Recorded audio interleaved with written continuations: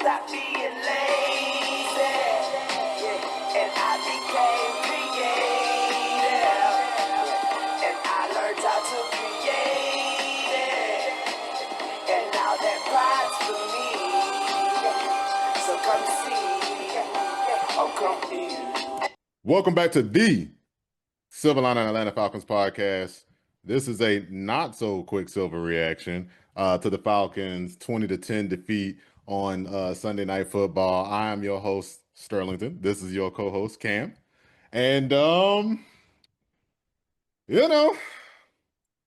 it's a loss. It's Falcons doing certain things that piss people off. I'm not gonna get too into the emotions. Me personally, I was disappointed, but I will say now I did have some alarm, but I don't want to overreact to it. What say you though, Cam? Yeah, I kind of agree with you, dog. This game was more of a sense. I only had one request before the game started. Don't embarrass me, and they didn't embarrass us, man. I feel like we weren't really up to the task. In general, I feel like we kind of got a little out coached. Definitely got out coached. Actually, we kind of got beat on in all facets of the game. We got out coached. We lost the battle of the trenches. Their star players made the plays. Ours didn't. So at the end of the day, the better team won. But I do think there are some building blocks on this game that we can rest on. Tons of things that need to be worked on as well. But it's one of those games where now that I've taken, I guess, an evening to digest it, I'm a little worried, but not too worried. Like if we would have got our ass beat, oh my goodness, I'd feel some type of way. But this was the type of game where, hey, look, San Fran is a playoff team.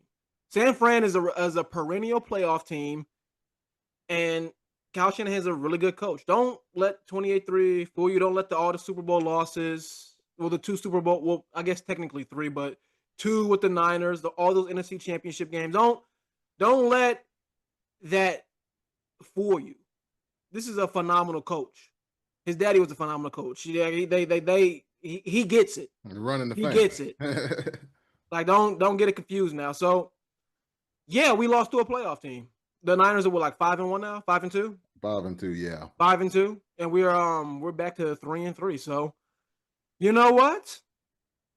All things considered, hey, we still right in the thick of it, baby.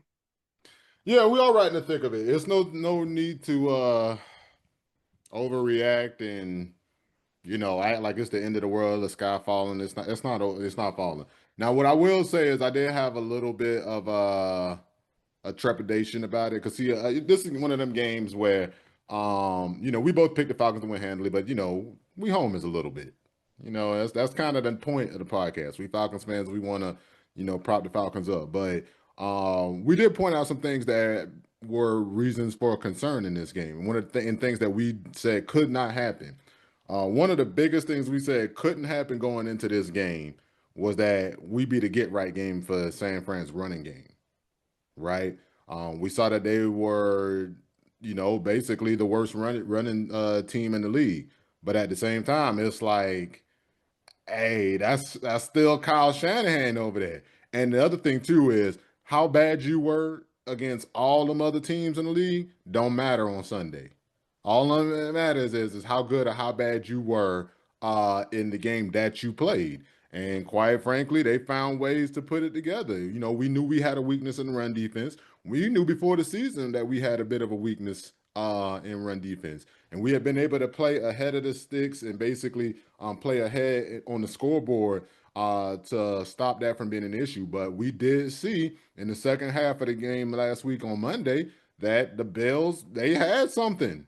They found something. That power running game, they got the ball moving. And San Fran, because Kyle Shanahan, like you said, is the coach that he is, we put that shit on tape, and they saw that, and they said, hey, I'm not about to let y'all off the hook. I'm about to give y'all a huge heaping dose of this run game down your throat. Oh, right? Absolutely. One thing about Kyle Shanahan is he's going to take you where you weak. He gonna show you how to run that ball. Yeah. He gonna attack you where you weak. He gonna see what you don't do well, and we're gonna give you a heavy dose of that. And they knew we had speed on our defense. And look, let's be real, it didn't get made better by Devon Diablo getting hurt. All Oh right. yeah, and it turns Um, out it's a forearm injury. We don't quite know the Yeah, which severity is like yet. kind of alarming because I'm like, well, hell, what did he break his arm? Because ain't a lot of things you can do to the forearm. That ain't exactly like, oh, I pulled my hammy or oh, I took. No, you ain't pulled that. You ain't spread it. Did you break your forearm? They took him back for imaging in the middle of the game.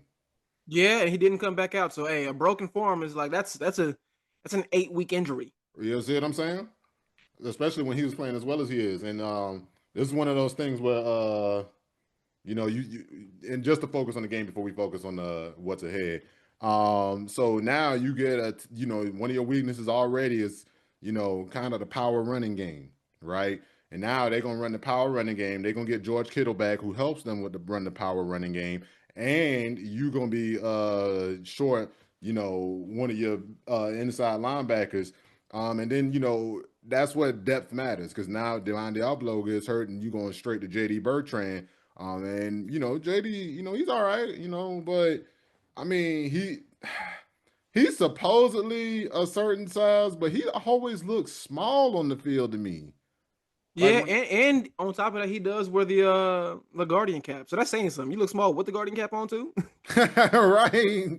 Yeah. I'm like, man, he always looks small. So, I have concerns about his abilities in run defense. You know what I'm saying? And then let's be real. Christian McCaffrey ain't no name. That's a pretty damn good running back, But then that begs that begs the question.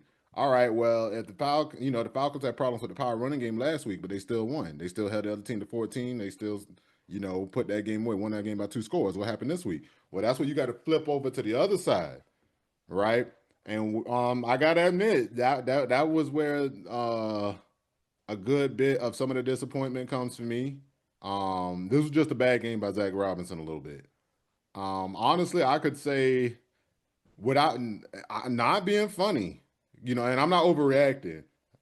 This to me, this is how bad the Carolina game was.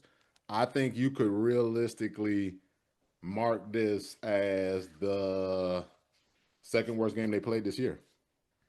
I completely agree. Yeah, Completely agree, man. Like like it wasn't an embarrassing game like the right. Carolina Panthers game. That's how bad we were against the Panthers. Yeah, but we lost. We I can't think of a single point of this game where the trenches, skill players. Like I can't think of anything where the Falcons were better than the Niners. Right. And this is one of those things where when you talk about like you see the score is 20-10, but the main thing, I mean, our game last week, we won by 10 points. But Mhm. people felt like we dominated that game. It's mainly because it's all about, all right, what did the team want to do? What did the team didn't want you to do? And how much of that were you able to do anyway? Mhm. Right? The San Francisco 49ers made it abundantly clear they wanted to run the ball. And they did so. And we couldn't stop it. And then when you talk about the flip side of things, they made it abundantly clear that we would not be running the ball tonight. Mhm. And I mean that night. Well, tonight, it's a delayed reaction. It's not a rapid reaction. It's a delayed reaction. But yeah, they made it abundantly clear they was running the ball, and so excuse me, they made it abundantly clear we weren't going to be running the ball, and we didn't have anything around that. And it was such a shame because they are missing their leader on defense. They were missing Fred Warner. We know that when you're missing Fred Warner, you gotta attack that spot somehow. You either got to run the ball at that guy, which I had heard going into the game that the backup linebacker for Fred Warner is a good run defender, but his weakness is in space. And it's like, well, let's isolate those guys. And what solid, and this is where you talk about the coaching thing. So I think one of the things we were hearing a lot of about Ulbrich is that Ulbrich, he likes to rush for, but he's been much more willing to mix it up this year, be different, do what he needs to do to get pressure. So he's been blitzing a lot more. San Francisco and Robert Salo had not been doing that. So obviously, because it's the Falcons, And we went and looked real good the week before. They about to go ahead and pull out all the stops. So they said, hey, if we can't cover with these linebackers, we just gonna blitz them. And that's where you see the holes with Zach Robinson's adjustments. I feel like that's the game where once you see that they decided that they about to blitz heavy and blitz up the middle and blitz with those guys that they have replacing Fred Warner and some of the linebackers in the middle, it's like, hey, what we about to do? How we about to take advantage of that?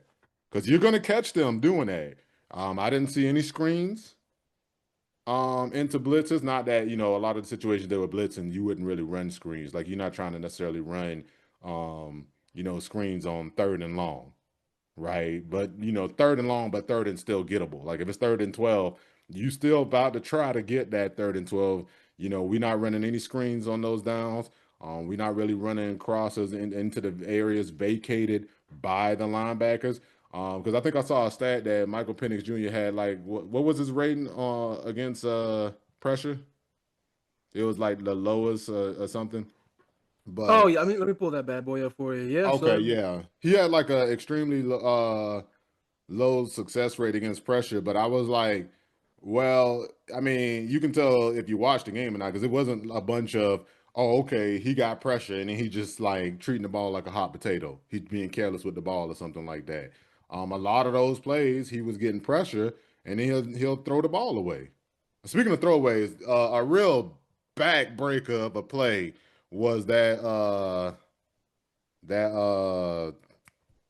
God, not roughing the passer, intentional intentional grounding. grounding at Oh the end my of the half. God, yes. That was a backbreaker of a play. Now that was one of them plays where you look at it and you say, "Oh, that one." Especially considering like, hey, Raheem, so far this season, if we win the toss, he likes to receive. He wants to get his offense on the field first.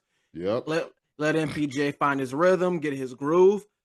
I respect that. But on the excuse me, on the other side of that, that means we're never getting the ball at half.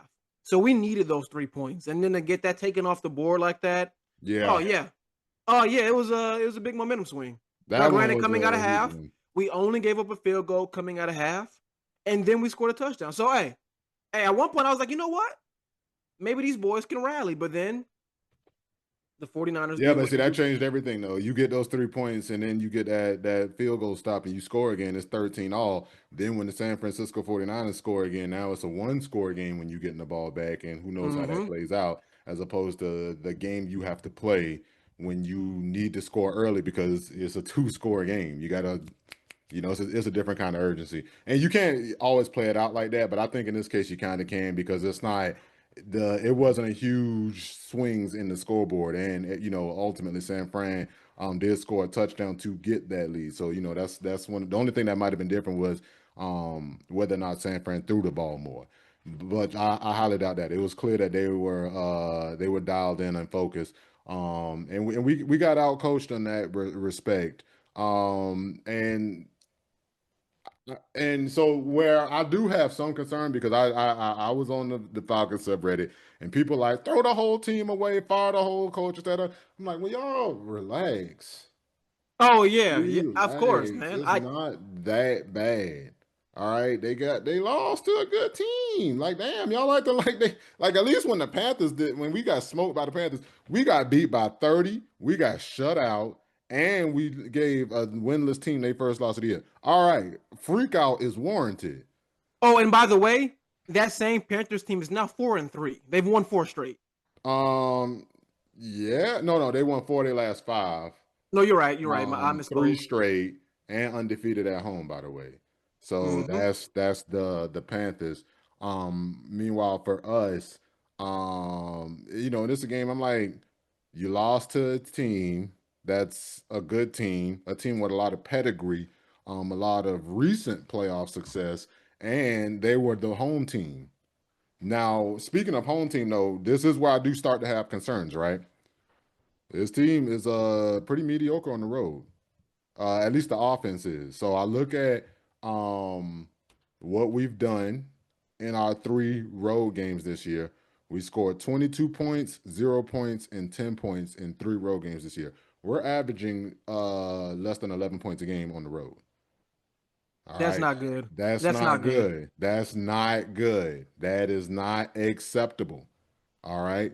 And even if you take away the pick six that we had against Carolina, we're also, even though we're not giving up a lot of points, we're giving up a little bit more on the road. We gave up 20 to San Fran on the road. We gave up 23 as far as points on the road. And then we had the 6 point game against Minnesota. Great feather in the cap. Really, I'm not too disappointed with the defense. Ultimately, at the end of the day, they held San Fran to 20 points. The main issue was just that San Fran did whatever the hell they wanted. Oh, also they converted a bunch on third downs. That was probably the other big issue. But it's a lot easier to convert on third downs when all of your third downs are, on the shorter side because you're being real good with the run game. You know what I'm saying? Not all of them because they did convert some longer ones, but that was still a big part of the issue. We also couldn't cover McCaffrey either because I think there was a third and long where Mac Jones converted to Christian McCaffrey. I think that was right before they had that last touchdown, and it's like, damn, that's the kind of stop you got to get. The one guy, and it's like when you talk about focus, it's like, damn. They made sure that the one guy who wasn't getting off was Bijan, and it's like, well, who's the one guy we need to make sure for them don't get off? It's Christian McCaffrey, and it's we didn't stop that, but we are a bad offense on the road.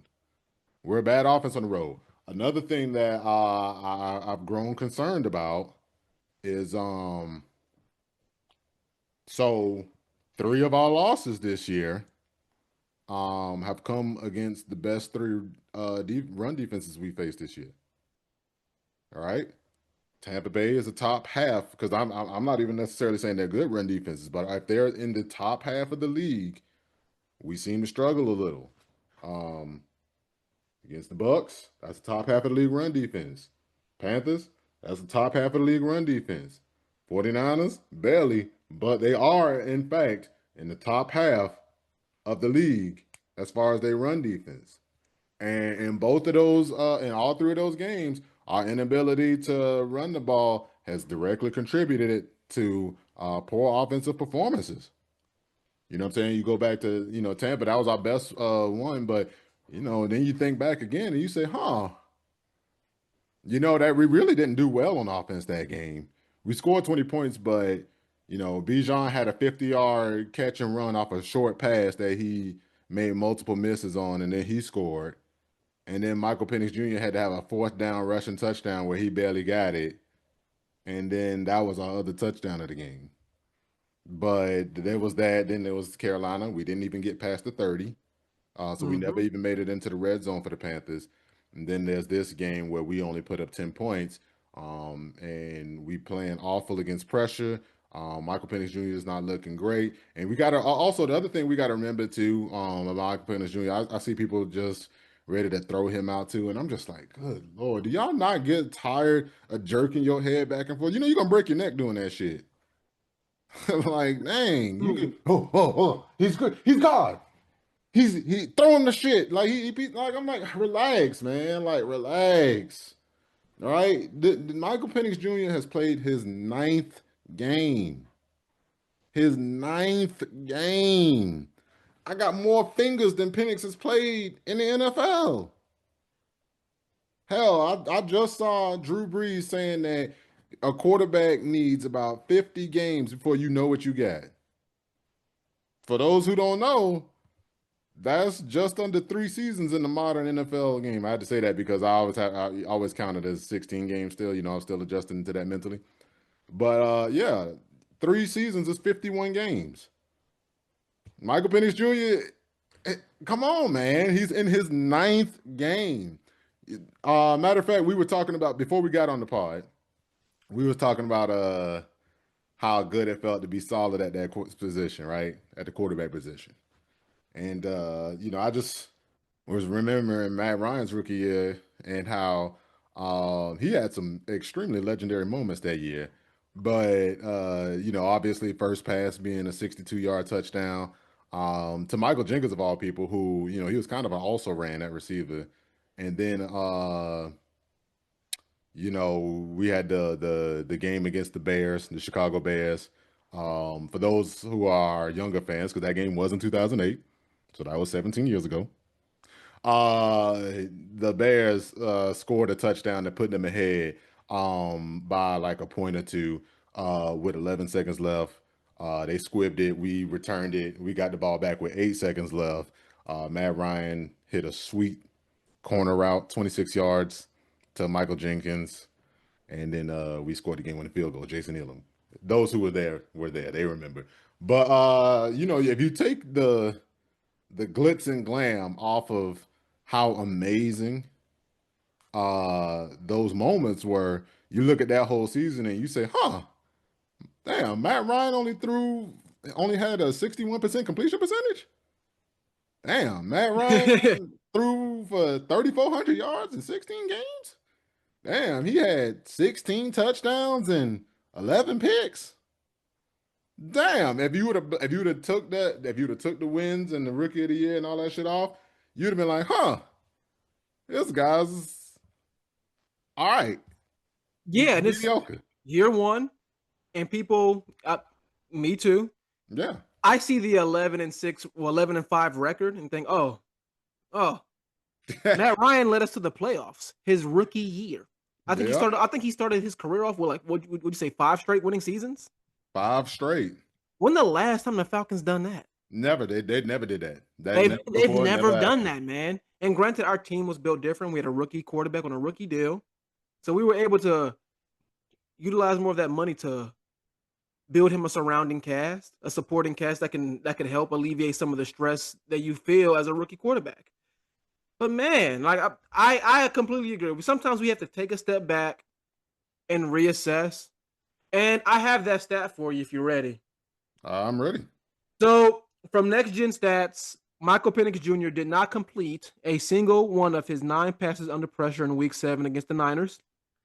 The most such pass attempts in a game without a completion by any quarterback since 2023, which was Sam Howell. He had 11. Right.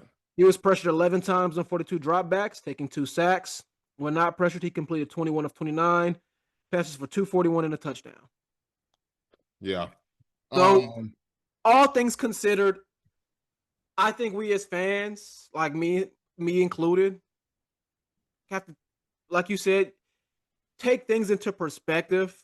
He's only played 9 games. I'm not going to write him off. There are some things he needs to improve on. But one thing I will say is throughout the year, he has made some improvements. He has improved. Like one thing he has to improve on is in the intermediate throws. And against that Bills team, in that Bills game, he hit those. Now something he has to also improve on is man coverage and hitting receivers over the middle. We both watched that Niners game. Almost every pass we completed was towards the boundaries. Yep.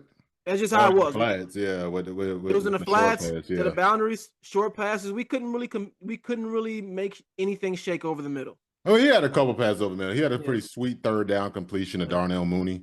He did. You remember that one? I do. Yeah, that was pretty sweet. I do. But all things considered, like I see things that need to be improved. And what really worries me is I don't know who our QB coach is. I don't really know how the dynamic goes with our QB coach and Zach Robinson. I'm not sure he's getting the adequate help he needs to improve at the rate I would want him to improve at. Now maybe that's something we gotta wait till next year. The jury's still out on Zach. We have a lot of football left to play. I'm not gonna just jump the gun on that yet. But I'm gonna keep it a bean. Zach Robinson has been out coaching a few games this year. He's been out coached. Our defense has kept us in games. Like let's keep it a bean. Like that Panthers game we lost 30-0. Our defense kept us in that game for as long as they could before we threw them pick sixes. Our defense did all they could to keep us in that game. Our offense just went kaput. Yeah. So look, I'm with you, and Zach's not a perfect product. It would be nice. Honestly, I feel like the most egregious thing about Zach getting outcoached, because when people say outcoached, I'm like, well, one coach got to outcoach the other. Like it happens every game. Somebody's getting outcoached. It's just that, as a fan, you notice when the disparity's a little wider than normal. Like when it's a close game and one coach outcoached the other, it's like, all right, whatever. You know, you blame the players for the reason why one team won and one team lost, whatever, whatever. But I mean, hell, look, I want y'all to think about the fact when we talk about getting outcoached all the time. What what in the hell happened in Denver? Didn't weren't they up like 26-8 in the fourth quarter? Denver scored 33 points in that fourth quarter. In the fourth quarter, right? They did. And you know what I recall? I recall Brian Burns walking into the locker room, he limping, and he was screaming like, "Why the fuck we in dime?" He was like, "Man, we could drop an 8 on that fucking da, da, da, da." And so, you know, my point is, because obviously, you know, for some people, my point was that, you know, coaches get out coached, and I know somebody heard me reference them and be like, "Yeah, and that coach getting fired. So you telling me we need to fire Zach for getting out coached?" I'm like, bro, it happen all the time, man. Guys get out coached all the time. But at the same time, I do have to admit, um, you know, it's a little discouraging as a fan to see him getting out coached with things that we knew going into the game, right? At this point in the year, it should be a secret to no one that teams want to stop Bijan and they think they stop our offense, and you got to have a counter for that. Now, to be fair to Zach, he actually started out throwing calling a bunch of play action, and we could not hold up in protection on those play action passes. And Michael Penix Jr. also kind of looked uncomfortable with his back to the defense a little bit. So that's something to keep an eye on. I guess for me, the biggest concern out of this game is that I felt like the specific way that San Fran beat us is replicable. I don't feel like you look at that game and say, like when I saw the Panthers game, as bad as that game was, I saw a lot of shit that I'm like, hey, everybody not gonna be able to eat off that, right? Like when I looked at how poorly Michael Penix Jr. played, I'm like, that was the absolute worst game I saw him play, including through college. Like the next closest one I could just think of off the top of my head was the game he had in college against I mean, I guess you could say Michigan. That was a pretty rough game, but the one I was thinking about was Arizona State. They won that game. I mean, Arizona, they won that game, but he looked awful and the offense looked awful. Um, but I feel like this, you know, you wouldn't gonna be able to live off of Michael Penix Jr. playing that poorly every game. You know what I'm saying? You ain't gonna be able to live off of their inability to get play calls in like that every game. Like clearly they were gonna have to do something about that. But when I look at this game and I look at that Bills game, I'm like, all right, now we putting that out on tape that this defense can be run against, right? So now that's already giving teams a blueprint for how they want to attack our defense. And then when we go on offense and teams see that if they overcommit to stopping the run, and then say, all right, now we're gonna play man, and if he can beat man, he can beat it, and if he can't, he can't. Then you know it's gonna come up to Michael Penix Jr. to have to step his game up and complete those passes, and he's in his ninth game, ninth start. I'm like, shit, he might be able to do it, but it might not happen this year. It might not happen this year. And then to protect that, Zach got to be able to step up and be able to make the play calls that protect against those kind of things. I couldn't believe that. It's just funny how it goes. How so many times I feel like we would have plays where we use Bijan, and maybe some of that was Arthur Smith. So maybe I'm blaming Zach for stuff Arthur Smith did. But I feel like I've seen so many plays where Bijan is used as a decoy, and then we run Algier, and I'm like, with the way the defense keying on Bijan, this is the perfect time to do that. This is Completely the agree. perfect time to fake a sweep and give a dive up the middle to Algier or vice versa. You know what I'm saying? I mean, just like let our discipline come in. Another thing too, Zach, he gotta figure out how to not get so comfortable with his tendencies. Because after a while, I notice every few games he start having success, then he start becoming predictable. You know what I'm saying? You start seeing people motion, and you know exactly whether or not it's going to be a run or a pass and where it's going. Mm-hmm. You know what I'm saying? I'm like, damn. Like, when we gonna start using? You got to build off of those looks, right? If I think one of the defenders said that they knew what the play was when they saw Drake London in motion, right? Oh, he read that play like a book. He said he was mad he didn't get the interception. Exactly. And my thing is, I like the motion, right? I like the situation we use the motion, but like sometimes you gotta show them that look, and then you gotta change it. I'm like, man, look, when it's fourth down, why do defenders know to play on fourth down? Fourth down should always be that time where you run a look that looks similar to the looks you ran with a little twist, with a wrinkle. It was something they haven't seen. Because I'm like, it's fourth down. On fourth down, ain't no coming back and trying this shit again. You know what I'm saying? And that's not even just at the end of the game. That's at any fourth down. If you're not tush pushing it or you're not trying to trust in the power run game, you need to show them something that looks like an orange, smell like an orange, you taste like an orange, but then you pull that peel back and you see something blue in there. You like, what the hell in there? That ain't orange. You know what I'm saying? You gotta give them that. So that's where I'm at with Zach. That's where I'm at with Penix. And that's where I'm at with this team. Look, this ain't gonna be. We look. We 3-3 through 6. Just remember how you felt about where you thought this team was gonna be when you started the year. Oh, Right? I said we're gonna start the year off like 1-5, 1-6. Hey, 3-3 through 6 games. I couldn't ask for much for much else. Right. And so that's just the case. And look, we lost on the road to a good opponent. The good news is now the schedule down the stretch look actually pretty rough. All right. But if ever there was a get right game, we got a home game against the Miami Dolphins. Them boys in all sorts of disarray.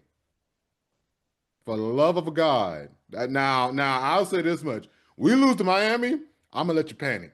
Hell, I fuck letting you panic. I'm gonna be out here with a torch and pitchfork leading the patrol. Wait. Matter of fact, I'm gonna have oily rags for everybody. Oily rags. Everybody need an oily rag for your torch. I got the lighter. Yeah. hey, we will be ready to go ahead and start this whatever it is, this panic farm. Yeah. We will be leading the way. Oh, and we're gonna get their best shot because they 1-6. They We're won gonna, in we gonna six. get a real good shot from them. But we need to beat them handedly. Like this does not need to be a close game. Miami is a terrible team. They are a bad team. They are poorly coached. I don't trust their quarterback situation. I don't really trust anything about Miami. No, my look, Tua is a turnover machine. Tua turnover. Yes. They call him. I think was Tua turn the ball over, and I was like, I ain't gonna lie, boy. When people want to be mean, boy, they so good. That to me personally, that's up there with Tragic Johnson. I was like, oh boy, I know whoever came up with Tragic Johnson had to feel like he was in his bag, boy. That boy was like, ooh, boy, I'm good, and that's crazy. And just so you know, that's why I'm so big on telling y'all to relax. That boy called Magic Johnson Tragic Johnson because of a bad postseason performance. And I'm like, they won the fucking championship the year before. Imagine winning the championship the year before, and because you had a rough series in your second season, I think it was the second season in the NBA. That's how they about to act. And I'm like, now you Tragic Johnson. And then he went on to play in 9 finals. But I'm just like, bro, people overreact to everything. You can't be knee jerk for everything. And look, only one team in NFL history has gone undefeated. You can't have the expectation you're gonna win every game. All right, this would have been a nice one to win, but I mean, that's a team. Like I said, that's a team mentally that's in a whole different place than us. We still trying to prove to us. The team trying to prove to the team. They trying to prove to us, the fans. They trying to prove to the league that they here. Hey, San Fran, they done been around. They done made the Super Bowls with 2 different quarterbacks. They got stable infrastructure in place. They don't have the same head coach for almost 10 years. Oh, we're 2 teams trying to prove 2 different things. 2 whole different things. We are trying to prove that we belong. They are trying to prove that they can actually win it all. Yeah. So, it is what it is. Now, and look, if you want to feel critical about how Zach Robinson played, how Zach Robinson called the game, if you want to feel critical about, how Michael Penix's accuracy, that's fair game to me. That's fair game. But let's not get to this thing where we just like acting like every time we take an L, it's the Panthers game all over again. All right. Like I said, that game that was warranted. But any other one, I'm like, look, let's just see how the rest of the year play out. Now, like I said, if they go in next week, and Miami put the screws to them, I won't. You. I'm saying all this shit now. You'll hear a completely different person come on this pod. You gonna be like, damn, this the same dude telling me to calm down, boy. They better get him a goddamn anger management specialist. Be over here having to teach something because teach like I'll be having to teach like little league football for anger management. It'll be quarter pointed or something. That's how mad I'm gonna be looking. Hey, All right. I'm right there with you, brother. Anything else you want to say before we get up out of here? Hey, Falcons fans, relax. It'll be okay. We got them right where we want them. We got them right That's where we right. want them. Hey, we know this team can't handle too much success. Yeah. Gotta Yeah. slow it down somewhere. Yeah. Well, as soon as I saw all the pundits, like, oh my God, the Falcons, this is the like, oh, that's a little bit too much belief in my boys. I know my boys. I know my boys better than y'all do. Because y'all like to pick and choose when they want to ride the Falcons bandwagon. Yeah. I've been on this train since I was 7 years old. Yeah. My first game was a Michael Vick game. Mm-hmm. I've been on this train since 01. All right. Mm-hmm. All right. So, hey, everybody just relax, take a deep breath. It'll be okay. Because, hey, guess what the silver lining is? Hey, we get to do this all over again next week against a team that we should win. Yeah. Now this is the one you get to be pretty confident about. We'll see. I can't remember. Are we home or are we on the road? We are home. We are home against Miami, and then the next 2 weeks are at New England, and then in Germany against the Colts. So yep. we need this win to to have momentum going up against two potential playoff teams. The Colts probably will win their division. New England, Drake May is looking like that guy. I'm gonna keep it boy. Oh yeah, we get tested. Good. Let's not look that far down because we coming off a loss. Let's stay positive and just focus on Miami. Take that thing one game at a time, right? No, absolutely, my brother. Absolutely. All right, and that is the silver lining. All right, catch us over on X.com at the AG line 91. We're getting a little more active on there. Cam out there, he finding all the good stuff on X and he posted it on there, so we getting it up there for you. Get a little action for you. Mm-hmm. But otherwise, you know the drill by now, man. Like, subscribe, share, comment, hit the little bell when you want to hear some real niggas uploading. Peace.